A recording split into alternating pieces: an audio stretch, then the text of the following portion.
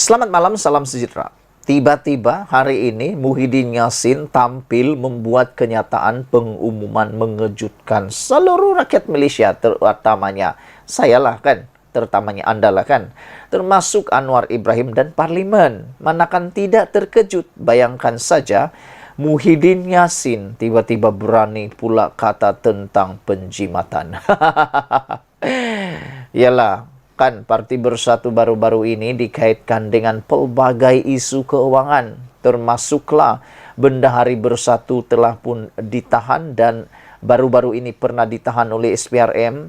Wan Saiful Wan Jan telah pun didakwa di mahkamah. Seorang pemimpin lagi daripada Bersatu juga telah didakwa di mahkamah. Dan yang mengejutkan adalah dua akaun Parti Bersatu juga telah pun dibekukan oleh SPRM. Tiba-tiba pula Muhyiddin kata hari ini dia mau cuba-cuba menyekolahkan pula Anwar Ibrahim. Ini memang lucu. Anwar Ibrahim, Muhyiddin kata malam ini, kerajaan patut boleh jimat RM 1 bilion untuk mangsa banjir. Ini yang menghairankan lah. Betul-betul aku hairan lah. Saya hairan lah. Apa pasal tiba-tiba pula mau jimat 1 bilion untuk mangsa banjir pula? Ini kenyataan Muhyiddin Yassin. Kata Muhyiddin Yassin, kerajaan mampu menyelamatkan dana sebanyak RM 1 bilion daripada wang yang diperuntukkan untuk penambahan RM 500 ke dalam akaun pencarum wang simpanan pekerja.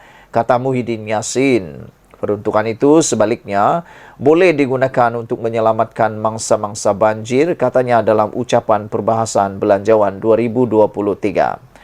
Sebenarnya pencarum tak mohon suntikan RM 1 bilion ini, tapi mereka hanya mohon untuk KWSP mereka dibenarkan untuk dikeluarkan secara bersasar, kata Muhyiddin.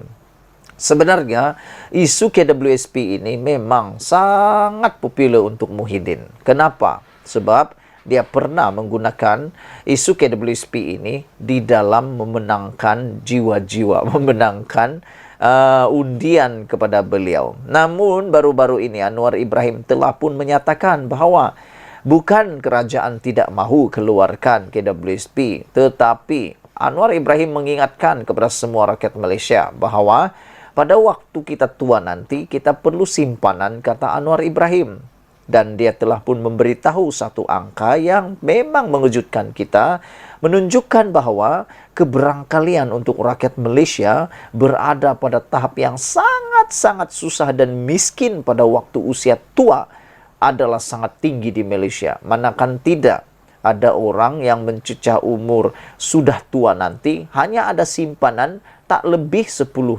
Nah, waktu itulah kita terkakai-kakai. Waktu sekarang kata sangat perlu duit. Tapi, tak tahulah, ramai orang kata uang itu tidak digunakan pun di tempat yang tepat dan betul. Yang paling menakutkan kalaulah ada orang yang mahu sangat KWSP itu dikeluarkan, kononnya untuk mau menyambung nyawa, untuk kegunaan berniaga dan sebagainya. Yang menakutkan kalau ada orang yang menyalahgunakan keuangan tersebut untuk membeli benda-benda yang tak sepatutnya. Ada orang beli kereta baru, ada orang mungkin beli TV baru, cushion baru, sofa baru. Itu yang menakutkanlah. Harap-harapnya itu tidak berlaku. Duit KWSP itu bagus, boleh dikeluarkan. Tetapi kita kena ingat juga, masa depan kita ini pandai tua. Waktu tua nanti tak boleh kerja. Waktu sakit nanti tak boleh kerja. Nak dapat duit dari mana? Itu yang perlu difikirkan.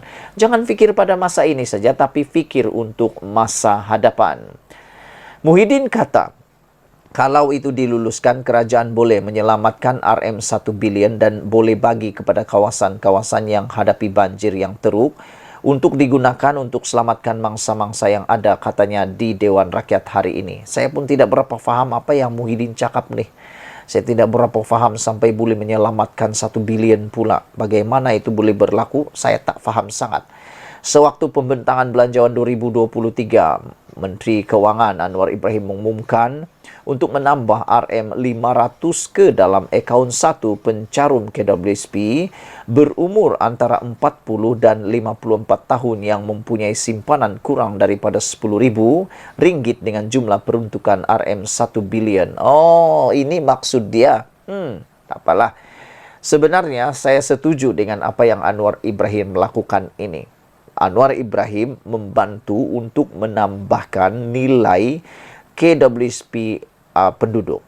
Dia sumbang untuk simpanan. Tapi Muhyiddin kata, menurut pemahaman saya, duit yang dicarum diberikan kepada pencarum itu boleh diberi kepada rakyat dengan RM500. Jadi saya tak setujulah dengan pendapat Muhyiddin ini, kerana kan ada sudah bantuan untuk mangsa banjir. Kan kita sudah tahu Anwar Ibrahim akan memperuntukkan bantuan mangsa banjir, dan kerajaan juga telah memberi seperti sebelum ini. RM500 itu lebih baik masuk dalam KWSP, kerana memang ada sudah bantuan khas untuk mangsa banjir. Selain daripada itu, Muhyiddin turut mengkritik kandungan belanjawan dan membandingkannya dengan Manifesto Pakatan Harapan dan BN dalam pilihan raya umum lalu. Antaranya, dia berkata dalam Manifesto PH, terdapat janji untuk dana peruntukan kawasan sama rata kepada semua wakil rakyat. Selain itu, katanya terdapat komitmen untuk menghapuskan kartel dalam sektor makanan dan keperluan asas bagi membasmi kegiatan mengaut keuntungan melampau dan janji bagi menambahkan peruntukan program sarapan percuma, kata beliau. Bercakap tentang peruntukan kawasan sama rata, baru-baru ini telah pun ditanya dengan hebat. Disekolahkan juga Perikatan Nasional ini apabila Kerajaan Perikatan Nasional di Kedah turut ditanya bagaimana dengan di Kedah, isu di Kedah tentang peruntukan keuangan yang sama rata ini. Di Kedah, kata pendedahan itu, mungkin mengalami benda yang sama, kata beliau. Jadi, soalan saya, adakah Perikatan Nasional kalau jadi kerajaan akan memperuntukkan sebenar-benarnya peruntukan sama rata? Itu pun menjadi persoalan kita. Kata Muhyiddin lagi, dalam pembentangan keuangan, semua tak disentuh dalam ucapan pembentangan Anwar Ibrahim. Ketika membentangkan perkara tersebut, Sim Zen PH Bayan Baru berdiri untuk mencelah, tetapi Presiden Bersatu itu tidak mengizinkannya kerana ingin bergegas pulang ke kawasannya. Muhyiddin kemudian menyambung dengan mempersoalkan ketiadaan janji Manifesto BN sebagai parti gabungan dalam kerajaan. Antara perkara itu, katanya janji untuk mengkreditkan secara otomatik setiap bulan dalam akaun isi rumah yang mempunyai pendapatan kurang daripada RM2,208. Saya nak tanya, beranikah Yang Amat Berhormat Tambun mengakui bahawa janji-janji Manifesto PH sekadar retorik sahaja, kata Muhyiddin. Sementara itu, dia juga menyifatkan pembentangan belanjawan kali ini tidak komprehensif dan gagal menyentuh masalah sebenar rakyat, terutamanya isu kos sara hidup, jaminan masa depan ekonomi dan kebajikan mereka. Bagaimana rakyat hendak berdepan dengan situasi perbelanjaan berganda menjelang pembukaan semula sekolah, ketibaan bulan puasa dan persediaan menghadapi Aidilfitri yang semakin hampir, kata Muhyiddin. Semua ini terpaksa dilalui rakyat dalam keadaan beban kos sara hidup yang terus meningkat dan kadar inflasi yang tinggi, kata beliau. Sekian dulu untuk kali ini. Jangan lupa tinggalkan komen anda tentang pendedahan Muhyiddin Yassin yang agak melucukan tetapi mungkin menarik perhatian anda. Muhyiddin kata, kerajaan patut boleh jimat RM1 bilion untuk mangsa banjir. Kita jumpa lagi. Bye-bye.